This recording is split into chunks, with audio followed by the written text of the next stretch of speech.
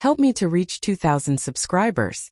The moment I found the envelope on the kitchen counter, my breath caught like something inside me had snapped. It was thin and white and ordinary, yet it felt heavier than anything I had ever held. Divorce papers. Cold. Final. After 25 years together, he had left them there without a word. No conversation. No explanation. No warning. Just his signature and the faint smell of the cologne he had started wearing this year. A scent that had never belonged to me. My hands trembled as I picked the envelope up. The house was too quiet. Too still. The air felt thick, like the walls themselves were waiting for me to break. I sank into the chair at the table and pressed my palm over my mouth. My pulse thundered in my ears. My first thought was confusion. My second was guilt. Had I missed something? My third was anger so sharp that it pushed the tears back. When the door opened behind me, I did not turn. I listened to his footsteps and felt each one in my chest. He stopped a few feet away. I could feel him studying the back of my head, the way a stranger studies the shape of a distant storm. He said my name softly. Too softly. Like I was still the woman he loved. I asked only one question. Just one. Why? He exhaled slowly and I could hear the lie forming even before he opened his mouth. He said he needed space. He said he felt unseen. He said our marriage had been fading for years. He said everything except the truth. And the truth was sitting in my mind like a single dark seed. This was not about space. This was not about distance. This was about someone else. But I was not ready to hear it. Not yet. My voice cracked as I asked him if he really wanted this. 25 years of shared life. Ended in silence.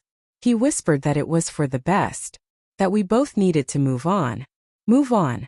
As if I were a piece of furniture he no longer liked. He walked away as gently as he had spoken. I watched him go with a calm face and a burning spine. That same evening I opened the folder of documents he had forgotten in his study. I told myself I was only checking for anything I might need for the divorce process. I told myself I was simply being practical. But the truth was darker. I wanted to know what he was hiding. His tax documents were scattered on the desk. Receipts and statements mixed with handwritten notes. I should have stopped. I should have walked away. Instead, I sat in his chair and sorted through every page with a focus that felt almost cold. That was when I found them. Payments to a luxury apartment I had never heard of. Repeated transfers to a woman whose name meant nothing to me. Expensive trips listed as business travel. A credit card I did not know existed. My throat went tight. I pressed my hand against my chest as the room tilted. 25 years. A lifetime. And he had been living a second one in the shadows. The guilt I had felt earlier drained out of me and left something steadier. Sharper. Not rage exactly. Something cleaner.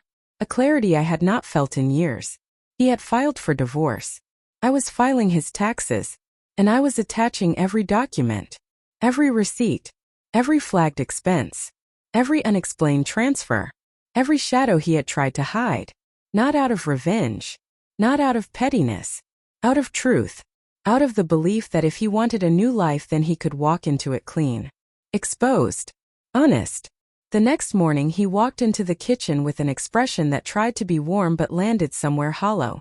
He asked if I was all right. I told him I was finishing the last of the paperwork. He smiled with relief. Relief. As if I were already gone from his life. As if I were doing him a kindness. Later that afternoon I sent everything to the accountant. I attached a note explaining each expense category in calm, precise words. My fingers did not shake once. That evening he confronted me. His voice was tight and clipped.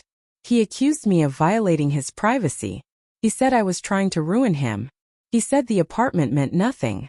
He said the woman was a colleague. He said the trips were work.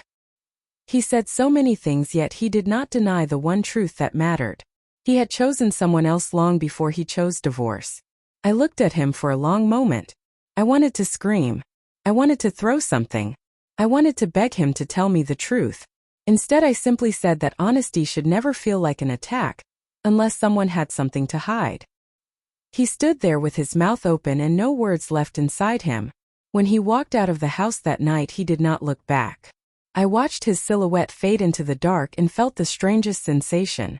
Relief. Not peace. Not yet. But relief. A beginning. The next morning I opened the curtains and let the sunlight fill the room. My marriage had ended. My heart had cracked. But I was still me. And he was out there facing the truth he had tried to bury. It was not revenge. It was not cruelty. It was simply the weight of what he had done placed where it belonged. And for the first time in years I felt the ground steady beneath my feet.